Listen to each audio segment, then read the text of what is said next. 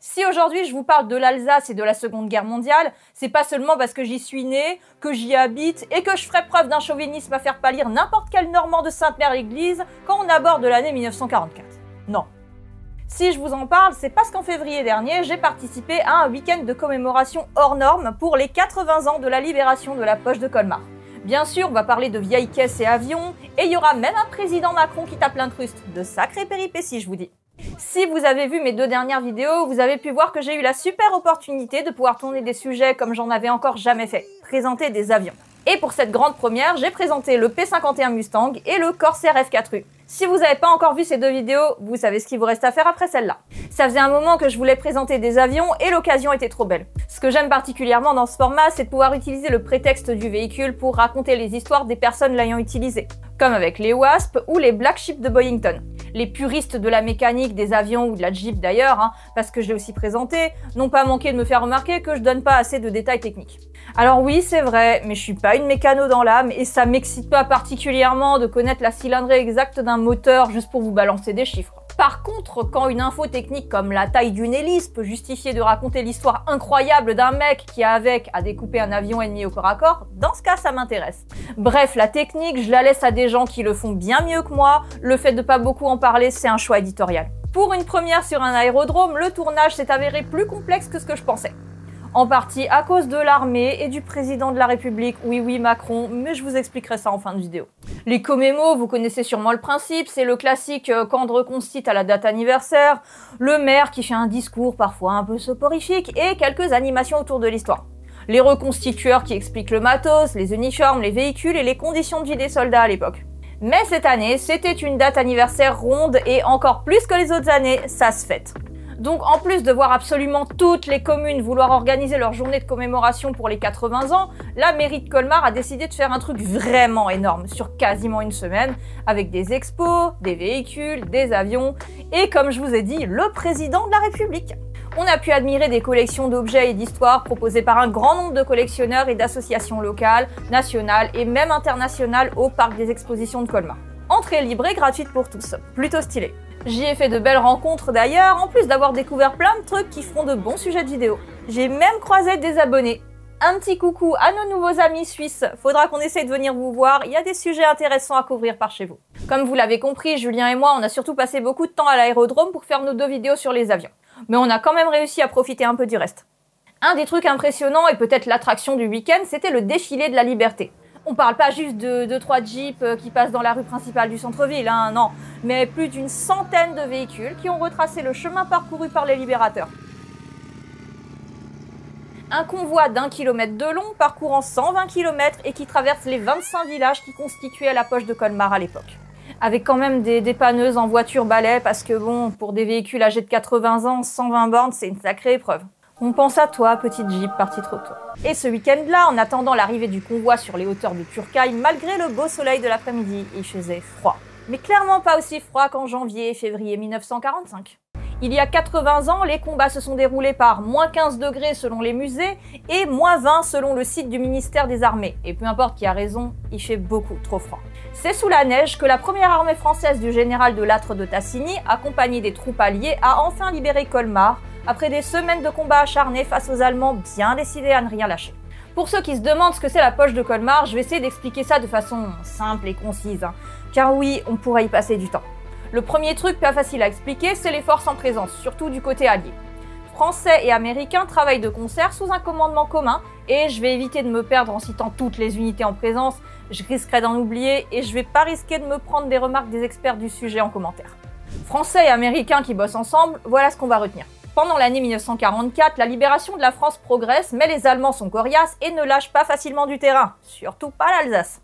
Pour eux, c'est une région très importante puisqu'elle a été annexée par le Reich. Plus que tout autre territoire, elle fait désormais, ou de nouveau, c'est comme vous voulez, partie de la Grande Allemagne. Il était hors de question que les Français la reprennent encore. Quelques semaines après le débarquement du 15 août 1944 en Provence, la première armée française, accompagnée de troupes américaines, progresse vers le nord et arrive au pied des Vosges. Après avoir libéré Mulhouse et Gérardmer, tout ce beau monde prend la direction du Rhin. L'objectif est simple, l'Allemagne et le bassin industriel de la Ruhr. Pendant ce temps-là, en haut, dans le Bas-Rhin, oui, cherchez pas, le Haut-Rhin en bas, le Bas-Rhin en haut. C'est la 2e division blindée du général Leclerc qui progresse vers le sud après avoir libéré Strasbourg. Libérer Strasbourg et par la même occasion accompli le célèbre serment de Kufra.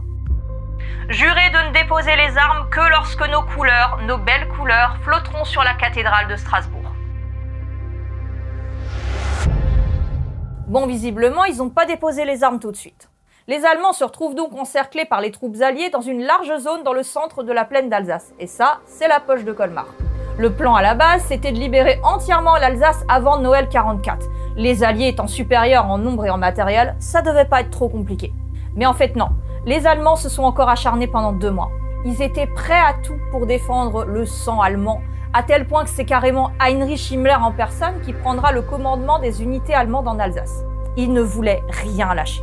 Au prix de combats parfois d'une rare violence, dans des conditions météo difficiles et si froides qu'à mon échelle je suis même pas certaine d'avoir connu ça ici de mon vivant, les Alliés combattent vaillamment l'occupant nazi et la poche sera réduite jusqu'au décrochage de ses derniers défenseurs. C'est finalement le 9 février 1945 que le général de Lattre de Tassigny annoncera la fin de la bataille de la poche de Colmar. Et en parlant de se battre vaillamment, il est temps que je vous raconte l'histoire du plus célèbre fait d'armes de celui qu'on pouvait considérer comme le vrai Captain America. La 3e division d'infanterie américaine faisait partie des nombreuses troupes engagées dans la libération de l'Alsace, et dans ses rangs, elle comptait un certain Audie Murphy. Quand je dis Captain America, attention, faut pas vous imaginer un mec de 2 mètres avec des gros muscles qui peut tenir une MG42 arrachée à l'ennemi dans chaque main, non. Audie Murphy, c'est plutôt Steve Rogers avant qu'il passe dans la machine de Monsieur Stark. Après l'attaque de Pearl Harbor, il décide de s'engager. Mais il se fait recaler plusieurs fois de l'US Army, de la Navy et du Marine Corps en raison de sa petite taille et de sa maigreur. C'est en changeant de régime alimentaire qu'il prend un peu de poids, à défaut de pouvoir prendre des centimètres, et qui réussit enfin à s'engager en 1942 à l'âge de 18 ans. Enfin, 17 en réalité, vu qu'avec l'aide de sa sœur, il a falsifié sa date de naissance pour s'engager. Et malgré des débuts difficiles, il deviendra l'un des soldats les plus décorés de la Seconde Guerre mondiale. Il a eu quasiment toutes les décorations possibles de l'armée de terre américaine, dont la très célèbre Medal of Honor. Mais puisqu'un seul pays n'est pas assez, il recevra aussi des distinctions belges et françaises comme la Légion d'honneur ou 3 croix de guerre. Il aura droit à sa vidéo rien qu'à lui sur ma chaîne, parce qu'il y a pas mal de choses à raconter. Je vous prépare ça pour un format à venir. Abonnez-vous pour ne pas le rater quand il sortira. Mais aujourd'hui, je vais juste vous raconter ce qui s'est passé en Alsace, aux abords du village de Holzwihr, le 26 janvier 1945 en début d'après-midi. Et je dis pas ça juste parce que ça s'est passé pas très loin de chez moi et que tous les papas alsaciens y racontent cette histoire. Murphy, à ce moment-là, porte le grade de second lieutenant. Comme la majeure partie de sa compagnie a été décimée, c'est le seul officier disponible et selon la logique militaire, il est affecté au commandement de l'unité. Lorsque la 3e division américaine arrive dans le secteur de Riedwir-Holzwihr avec 2 tank destroyers M10, ils font soudainement face aux Jagdpanther de l'ennemi. Les équipages américains tentent alors de se mettre à l'abri. Dans sa manœuvre, le premier M10 est immobilisé dans un fossé et le second, qui tente de trouver refuge dans la forêt, est touché par un obus. Il ira pas plus loin. Blessé aux jambes par des éclats, Murphy donne alors l'ordre à ses hommes de se replier dans la forêt et restera seul avec son fusil et sa radio pour guider l'artillerie sous le tir des Allemands. Bon, blessé, ok, mais c'est pas ça qui va l'arrêter non plus. Parce que si vous trouvez que c'était pas encore le cas, c'est là que ça devient digne d'un film de guerre. Murphy, bien que blessé, grimpe sur le M10 en feu et utilise la mitrailleuse 12-7 du blindé pour tirer sur les soldats qui s'approchent de lui ainsi que sur leurs chars. Il continue comme ça pendant 1 heure tout en guidant l'artillerie avec sa radio. Quand un lieutenant du QG lui demande la position des Allemands, Audie lui aurait répondu « Si vous attendez 1 minute, je vous passe un de ces bâtards ». Oubliez pas qu'il était toujours blessé aux 2 jambes quand il a fait tout ça. Ayant à lui seul abattu plus de 30 soldats ennemis, les Jagdpanther allemands, sans leurs escortes d'infanterie, feront finalement demi-tour. Et c'est sûrement là qu'il s'en est allé rejoindre ses hommes dans la forêt pour fêter ça et se reposer un peu. Eh ben non, c'est pas fini. Vous croyez qu'il s'est juste barré comme ça sans complètement finir le travail? Il organise une contre-attaque qui repoussera définitivement les Allemands, tout en insistant pour que ses blessures soient soignées sur place afin de ne pas quitter ses compagnons. Pour cet acte de bravoure, il recevra la Medal of Honor et le village de Holzwihr a dressé en sa mémoire un monument dans la forêt à l'endroit où ça s'est passé.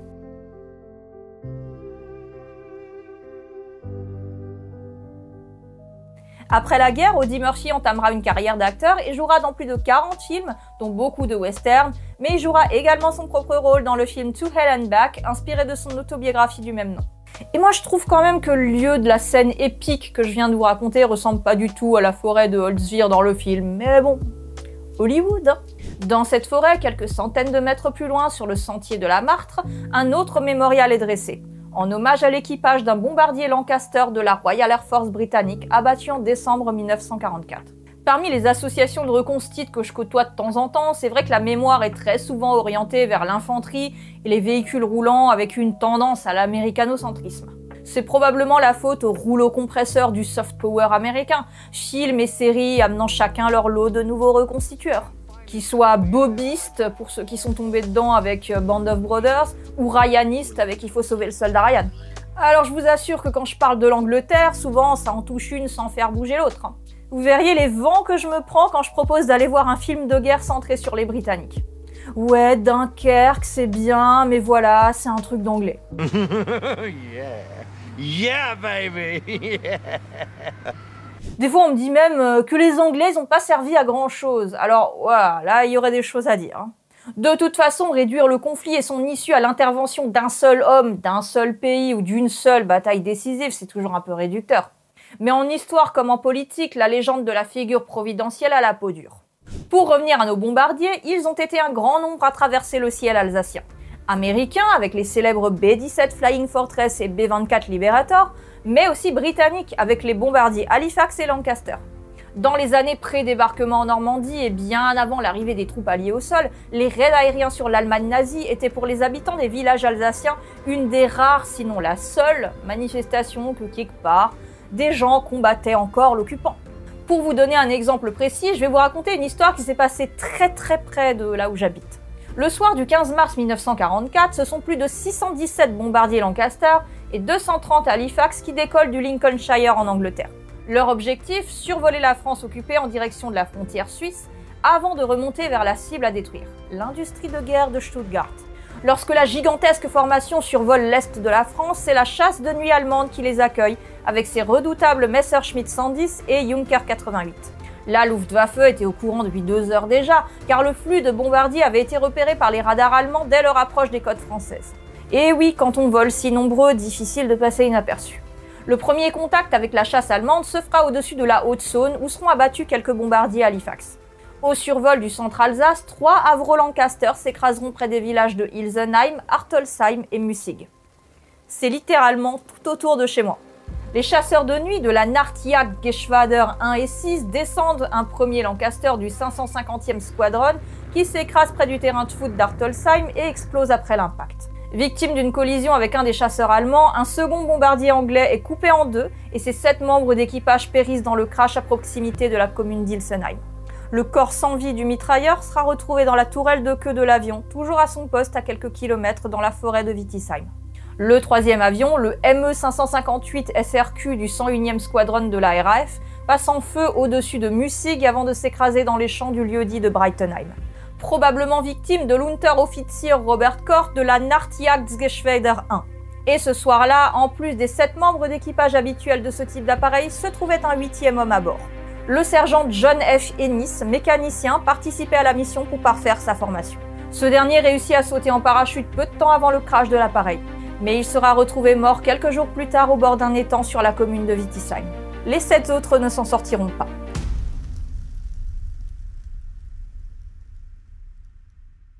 Ils sont aujourd'hui enterrés au cimetière de Mussig, où une stèle faite à partir d'un moyeu et d'une pale de l'hélice d'un des moteurs de leur appareil rappelle le souvenir de ces hommes morts en mission au-dessus de l'Alsace une nuit d'août 1944. Durant ce raid au-dessus de l'Alsace, un 4e bombardier Lancaster a été abattu dans la vallée de Münster. Et cette fois, sur les 7 membres d'équipage, un réussira à s'en sortir vivant, ce qui fera de lui le seul survivant sur les 29 aviateurs descendus par la Luftwaffe cette nuit-là dans le ciel alsacien. Ce sont quelques exemples parmi tant d'autres parce que plein de villages ont des histoires similaires de crash à raconter, qu'il s'agisse d'avions anglais ou américains, emportant des jeunes hommes de parfois 20 ans seulement dans leur chute. Pendant les commémorations au Parc Expo, on a justement rencontré un groupe de reconstitueurs suisses spécialisés dans l'aviation britannique. Ils avaient sur leur stand un registre de tous les crashs d'avions britanniques dans la région durant le conflit. C'est ça qui m'a donné envie de vous raconter cette histoire. Une belle rencontre et des discussions très intéressantes sur un sujet que j'ai généralement du mal à aborder avec la plupart des gens, les Anglais. Il présentait toute une collection d'objets liés à l'aviation britannique, ça m'a vraiment fait plaisir de voir ça. Et il me faudrait vraiment un jour un uniforme d'ATA parce qu'il est vraiment trop beau et il faudra bien que j'ai quelque chose à me mettre si un jour je vous présente un Spitfire ou un Lancaster sur cette chaîne, non? Pour revenir à la poche de Colmar, ils ont fait comment les Alliés pour que les Allemands finissent par laisser tomber? Après la défaite allemande à Bastogne en Belgique qui marque la fin des combats des Ardennes, les Allemands lancent l'opération Nordwind en janvier 1945. Pour résumer rapidement, cette opération consiste à attaquer le nord de l'Alsace. Même si elle a été un échec, cette opération a empêché les Alliés de consacrer tous leurs efforts sur Colmar, retardant ainsi la fin des combats de la poche. Mais après ce contretemps, ils sont fermement décidés à réduire à néant cette maudite résistance colmarienne avant de franchir le Rhin. Et pour prendre la ville, la première armée française est considérablement renforcée. 30 bataillons de FFI venus de toute la France rejoignent Delattre de Tassigny, ainsi que la 2e DB de Leclerc, ce qui fait un total de plus de 400 000 hommes pour les Alliés, face à seulement 100 000 Allemands retranchés dans Colmar. Lorsque le 2 février 1945, les blindés français et la 28e division d'infanterie américaine entrent dans la ville, le moral allemand est au plus bas et il faudra qu'une journée pour la nettoyer de ses derniers défenseurs. Pour le reste de la poche, conscients que la bataille est désormais perdue, les Allemands passent en mode sauve qui peut. Et talonnés par les troupes françaises, américaines et les soldats de la 4e division marocaine, ils finissent par se replier vers le Rhin. Enfin, le 9 février, les arrière-gardes de la Wehrmacht feront sauter le pont de Chalampé, dernier en leur possession. L'Alsace sera alors définitivement libérée, et c'est une nouvelle humiliation pour le Reich. Le week-end de commémoration de la libération de Colmar a été un événement vraiment exceptionnel. Et je vous avais dit que monsieur le président de la République française avait même fait le déplacement. Il était présent pour la cérémonie du dimanche matin au centre-ville de Colmar. Peu avant le début de celle-ci, avec Julien, on a pu passer voir les collègues dans la colonne de véhicules anciens qui a défilé. Question de timing, on n'a pas pu rester, de toute façon tout était tellement bouclé par la police que c'était impossible de circuler. En plus, la place rap où se déroulait la cérémonie n'était accessible que sur réservation. Heureusement qu'on a les images officielles de l'Elysée vu qu'on n'a pas pu les faire nous-mêmes.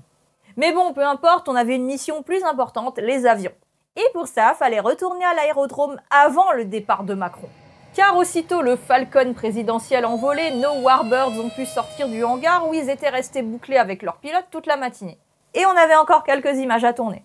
Normalement, on devait pouvoir tourner le vendredi et le dimanche matin, mais quand l'avion du président est là, personne ne bouge, c'est comme ça.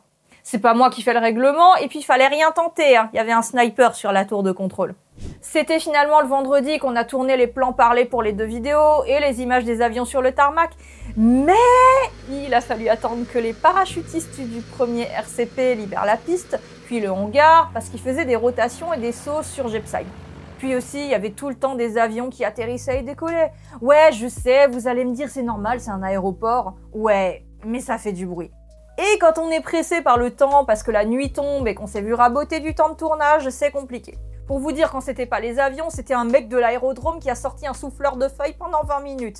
Et ça faisait encore plus de bruit.